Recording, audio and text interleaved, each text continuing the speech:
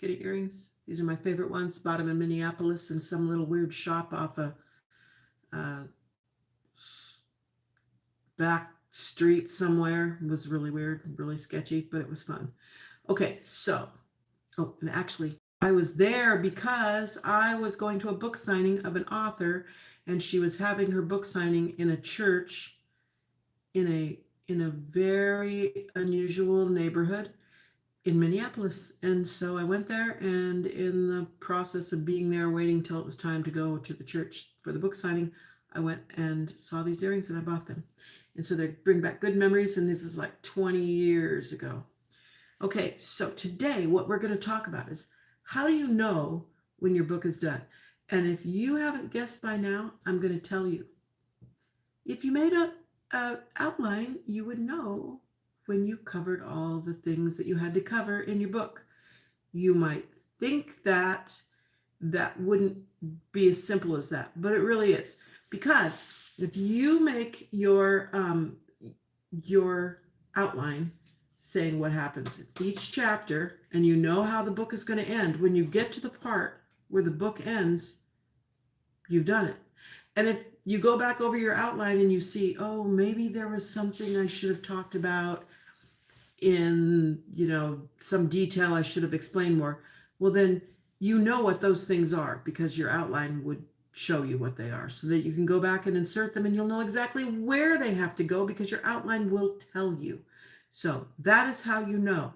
But there are lots of people who start at the beginning and they just type right on through until they finish the book.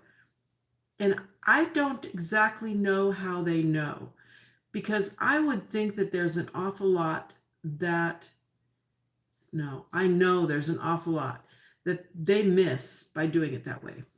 They don't have the cohesiveness because they didn't have the whole picture. And so they have to go back and edit it, not only for grammar and spelling and things like that. They have to go back and edit it to make it all make sense because they didn't have the sense at the beginning of how it all fit together. So I just, again, I keep harping on it. I just think outlines are the way to go. Write your outline. So if you want to write a book and you know what the story is inside of you, and you make your outline and you start in writing, following your outline, and you realize at some point, my characters actually have a different story to tell. Don't be so stuck on the outline that you can't say, wait a minute, okay, wait a minute. They're telling me something. These people that I've created in my imagination are, they have other things that they want to express, or they have another backstory that I didn't even realize, or maybe the situations are very different than what you initially imagined them to be. And so the thing to do is to take a breather of a couple days even, and then go back and look at your outline and then start fiddling with it and fixing it. And because you have an outline, you can then go back to that exact place where you have to make these changes, where you have to make, imagine that you're on a road and you come to a fork in the road. You have to know where that fork in the road is to know where you have to deviate from where you've been going. And that will help you. So don't become too fixated, because sometimes your characters will tell you a different story than what you imagined they were going to tell you. I don't know why, but there are people saying rude things in the comments. So I'm going to try and not look at them. But I will say this. If you continue that, I've got my own choice comments to make to you. So don't be cruel and don't be crappy. There's no reason to do that. So your characters, although it seems like you just made them out of your imagination, I think that they actually start creating a life of their own as you flesh them out, as you build them, as they speak to you through that automatic writing I talked about yesterday. They just start typing things will come to you, and maybe you'll be the sleeping author. Which is funny to think about, because that is funny to think about. So, how do you know when you're done? You'll know when you're done because your outline will tell you. If you don't have an outline, then I don't know what to tell you about how you'll know when you're done. It'll just have to be like those famous artists that paint paintings, and how do they know the painting is done?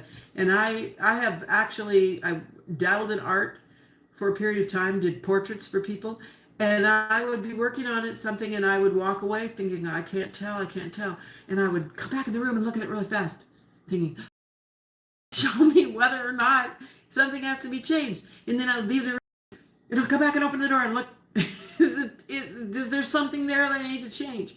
And so maybe that's what you have to do with a book, is if you don't have an outline, is you have to go back and you just read over it and think, okay, does that make sense? That seems really, really hard. And I like things to be easy. It just seems really hard. And the potential for making real big screw ups is there because you don't have that continuity of the storyline already set in stone that you can refer to. So that's my information for the day. Now, if you have something else to say, okay, I'm gonna lean in forward so I can see what this, I think these people are just being silly. I am in the night. Can you tell him? I don't know what you're talking about, but okay. So what happens, what is really interesting is when you do lives, and I prefer doing lives because then I'm not tempted to edit and try and fix my weird way of talking, or, that my hair's in my eye or whatever.